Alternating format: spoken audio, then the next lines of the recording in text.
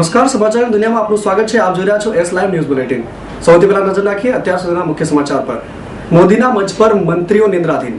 Live ફોકેરો વિજય બન્યો અમદાવાદનો મહેમાન. અનેક પ્રતિમાઓનું નિર્માણ કરતી પ્રતિભાશાળી મહિલા. ગુજરાત લેન્ડ સર્વે એસોસિએશન દ્વારા યોજાશે 10મી માર્ગદર્શક સેમિનાર. માર્ટેક 2012માં નેક્સ્ટ ઇમ્પેક્ટની પ્રોડક્ટ. નાગરવેલ હનુમાન મંદિર ખાતે યોજવાઈ હનુમાન જયંતિ.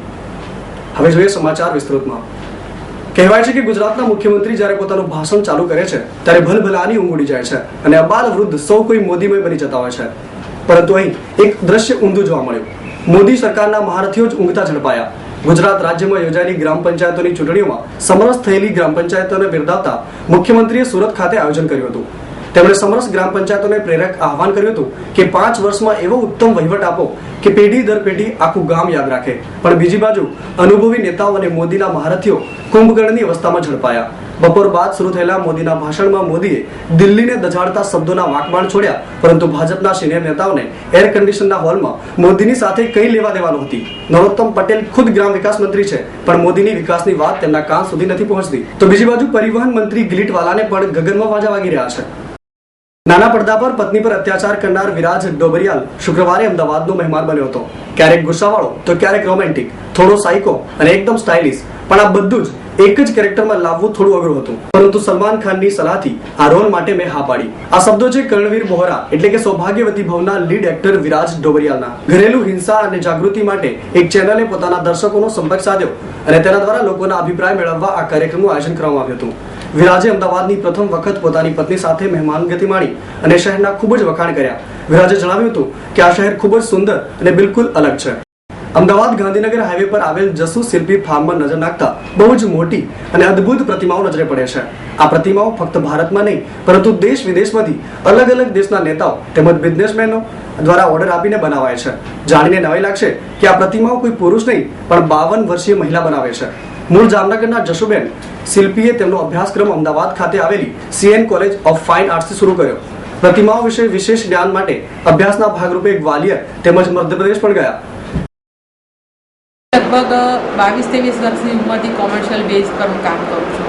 ભણી લીધા પછી અને પહેલાં મારા પતિ સાથે હું ને મારા પતિ બંને સાથે કામ કરતા હતા અને છેલ્લા 24 વર્ષથી એકલી જ કામ કરું છું. એટલે મારા પતિનું દેહાંત 24 વર્ષ પહેલાં થઈ છે અને પછી અત્યારે હું એકલી જ કામ કરું છું. અને હાલમાં લગભગ મેં 500 જેટલા મેં સ્ટેચ્યુ બનાવી ચૂકી છે અને અત્યાર સુધી ઘણા બધા મને એવોર્ડ મળી ચૂક્યા છે. લિમ્કા બુક ઓફ રેકોર્ડ, એશિયાની first woman, Abraham Lincoln artist award તે અમેરિકન સરકાર તરફથી લિંકન સેન્ટર તરફથી આપવામાં આવે છે, જે મને લોસ એન્જલસ તરફથી મને સન્માન અને મને એવોર્ડ મળી ચૂક્યો છે. તેમજ Guinness book of world record માટે પણ મારું નામ નોમિનેટ મેં કરી ચૂકી છું, જે નોમિનેટ થઈ ચૂક્યું છે કે first woman in world making aviation size for structure. એટલે આ રીતે ઘણા બધા મેં અને ઘોડાના તો ડેવલપમેન્ટ સ્ટેચ્યુ બનાવ્યા છે. મેં હોર્સ સાથે રાઇડ કરતા રાણીઓ, ચેન્નમ્માજી, ઝાંસીજી, મહારાણા પ્રતાપ, શિવાજી ઘણા બધા બનાવ્યા છે. અને ફૂલ સાઇઝના પણ 12 ફૂટના, 18 ફૂટના, 15 ફૂટના, સરદાર પટેલ 19 ફૂટના અનેક સ્ટેચ્યુ બનાવી ચૂકી છું અને ખૂબ કામ કરું છું અને કામ કરતી રહીશ. ફાઇન આર્ટ્સ કોલેજ મેં જોઈન કરી 16 વર્ષની ઉંમરે. એટલે ફાઇન આર્ટ્સ કોલેજમાં જોઈન કર્યા પછી અમારી એક સ્ટડી ટૂર હતી, જેમાં ગ્વાલિયર અમને સ્ટડી ટૂરમાં સ્કેચિંગ માટે લઈ ગયેલા. ત્યાં મેં ઝાંસીની રાણીનું સ્ટેચ્યુ જોયું અને ત્યાંથી જ નક્કી કર્યું કે હું એક સ્કલ્પચર બનીશ કે આ સ્ટેચ્યુ કેવી રીતે બન્યું છે, કેવી રીતે હું પોતે બનાવી શકીશ. આજે 48 વર્ષની ઉંમરે મને ઓર્ડર મળ્યો અને મેં બનાવી પણ કરું. ને પછી 3 ઝાંસી બનાવી, રાજકોટ, અમદાવાદ અને જામનગર.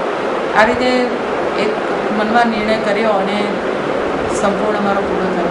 અત્યારે મારી પાસે જ્યારે હું મારું લગ્ન જીવન મેં શરૂ કર્યું ત્યારે મારી પાસે એક પાથરવાની ચાદર પણ નહોતી, ખિસ્સામાં 25 પૈસા પણ નહોતા.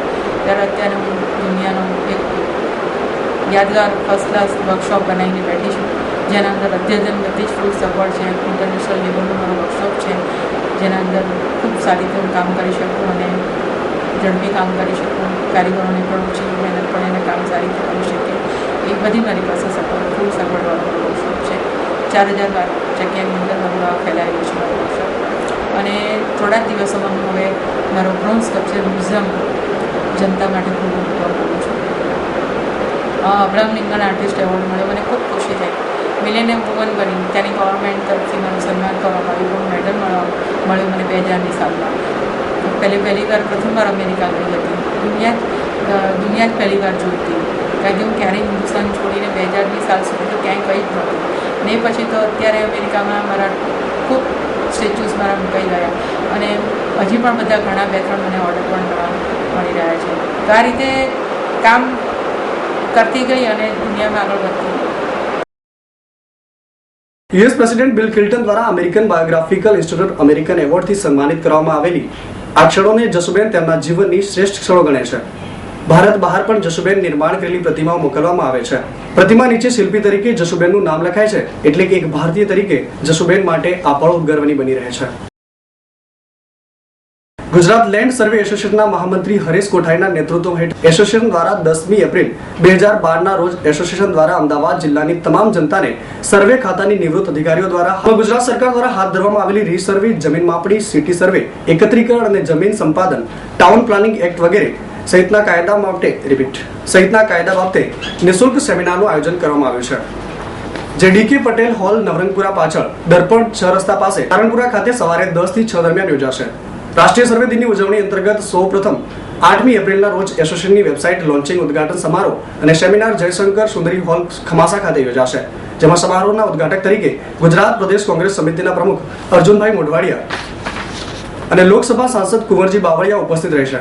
જ્યારે વેબસાઇટનું લોન્ચિંગ ગુજરાતના પૂર્વ નાયબ મુખ્યમંત્રી નરહરી અમીનના હસ્તે થશે. એસોસિએશનની 2012-14ની મેમ્બર ડિરેક્ટરીનું પણ લોન્ચિંગ કરવામાં આવશે, જે પ્રસંગે ગુજરાતના વિધાનસભાના વિપક્ષના નેતા શક્તિસિંહ ગોહિલ હાજર રહેશે.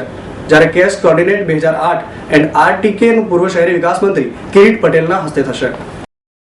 માટે એક હાઈ પ્રોફાઇલ સંસ્થા બની રહે અને પબ્લિકને પણ એક સર્વેની કામગીરીમાં પ્રતિ સ્ક્વેર મીટરોથી માંડીને સારામાં સારી વસ્તુ એક્યુરેસી મળી રહે, એટલા માટે આ એક સંસ્થા ઉપસ્થિત કરવામાં આવી. ગુજરાત યુનિવર્સિટી એક્ઝિબિશન હોલ ખાતે શરૂ થયેલી 4 દિવસીય બિઝનેસ એક્સપોમાં નેક્સ્ટ ઇમ્પેક્ટ કંપનીએ પણ પોતાની પ્રોડક્ટને રજૂ કરી છે.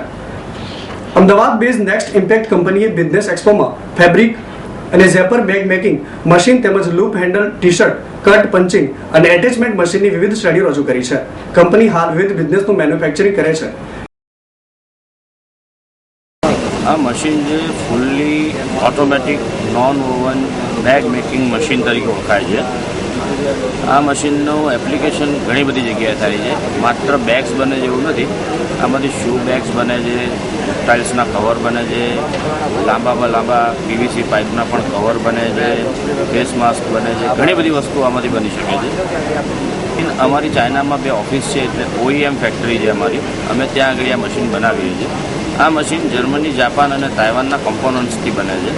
આ મશીન માત્ર ચાઇનામાં બને છે અને ચાઇનીઝ મશીન છે એવું નથી. કંપનીના પ્રમોટર હિરેન વ્યાસનું કહેવું છે કે આવા બિઝનેસ એક્સપોના કારણે નવી કંપનીઓ તથા નવી પ્રોડક્ટને સારી રીતે ઇન્ટ્રોડ્યુસ કરી શકાય છે અને માર્કેટમાં નવી પ્રોડક્ટનો પગબેસારો બની રહે તે માટે સારી જાણકારી મળી રહે છે.